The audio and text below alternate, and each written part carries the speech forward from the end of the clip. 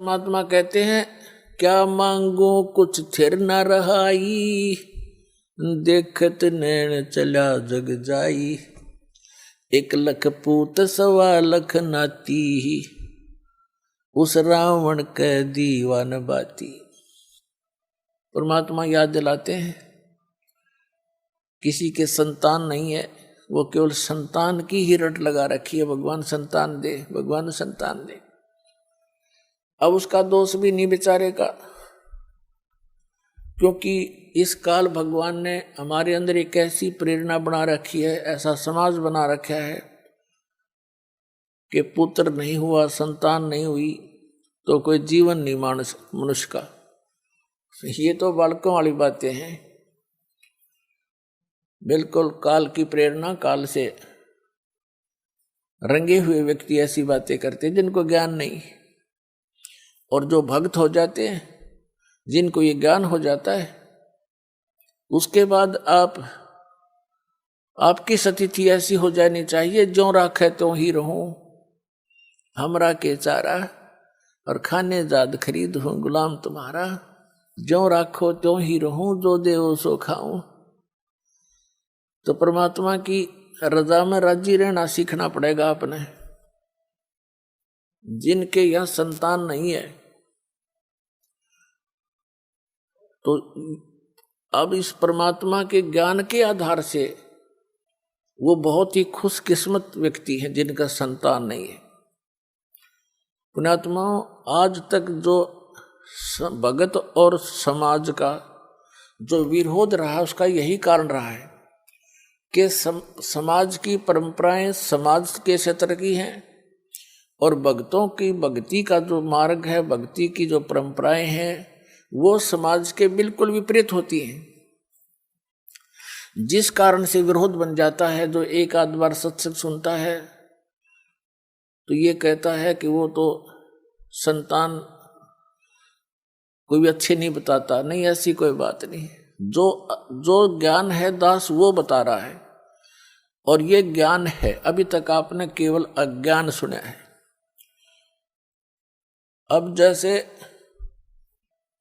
एक लेवा एक देवा दूतम, एक समय सुखदेव ऋषि, उसको ज्ञान हुआ, मां के गर्भ में ही उसको ये चेतना होगी कि ये संसार बहुत भयंकर सथल है, और इसमें बाहर जाते ही ये तीनों गुण, रजगुण ब्रह्मा जी, सतगुण विष्णु, तमगुण शिव जी, इनके तीनों गुणों का प्रभाव जीव को मां के गर्भ से बाहर जाते ही हो जाता है। मां के गर्भ में इनका असर नहीं होता। उस समय इस बच्चे को, बेटा या बेटी को, अपने पूर्व जन्म की चिंता का भी चेतना रहती है। आगे उसके प्रारब्ध में के कष्ट आने उसको वो भी याद रहते हैं, और बार बार यही रटना लगाता है कि हे भगवान, आपके ज्ञान को आधार बनाऊंगा, परम संत की खोज करके मैं मोक्ष कराऊंगा। लेकिन सुखदेव ऋषि को ये भी ज्ञान था कि बाहर जाते ही हमें मूर्छित कर दिया जाता, जैसे इंजेक्शन लगा के अचेत कर दिया जाता है इन तीनों गुणों के प्रभाव से। अब जैसे मिर्च का स्वभाव है, जैसे कई अज्ञानी कहते हैं कि ब्रह्मा विष्णु महेश गुण नहीं है, वो तो गुणी है। अरे मिर्च गुणी है, वो गुण तो मिर्चे का है। वो जो मुंह जला दे, आँखें में हाथ लाग जाए तो आँख कति कंडम हो जाए। तो कहने का भाव ये है कि ब्रह्मा विष्णु महेश को इस काल भगवान ने अपने पुत्रों को एक एक गुण युक्त कर रखा है। जैसे मिर्च को गुणी ऐसे गुण युक्त कर दिया तो उसके अंदर गुण है, वो कहीं रखी रहे।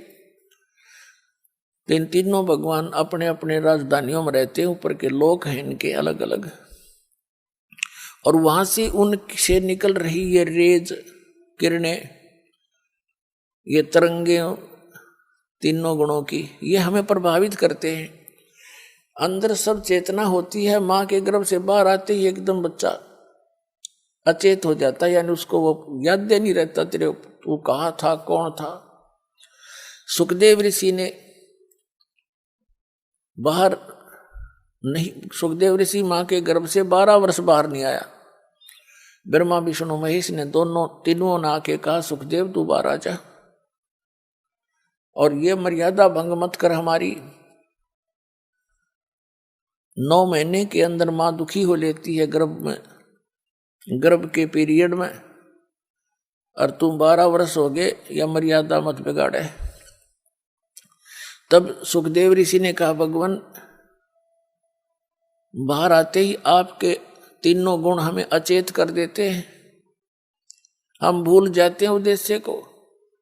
आप जी अपने इस त्रिगुणमयी माया को कुछ समय के लिए रोक लो, तब मैं बाहर आऊं। तब उन्होंने कहा भाई ये तो जबरदस्त प्रेशर है, अधिक समय तक हम रोक नहीं सकते।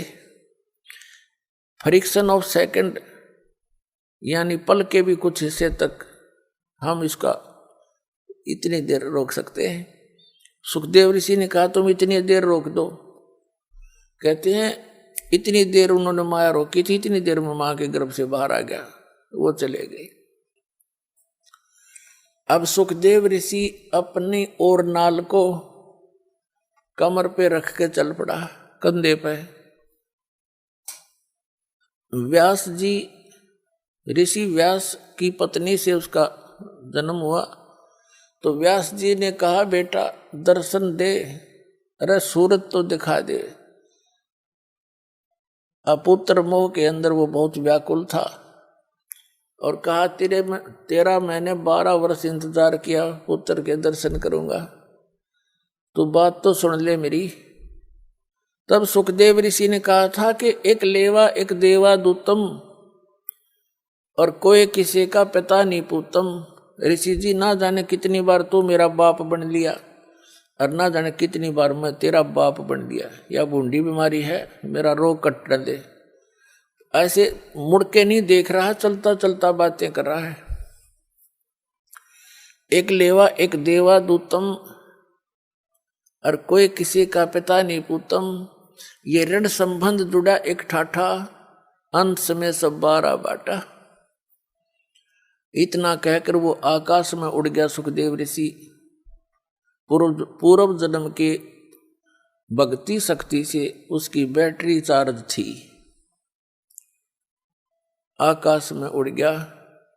व्यास जी खड़ा खड़ा देखता रह गया। तो पुण्यात्माओं, यहां आपस में जो आप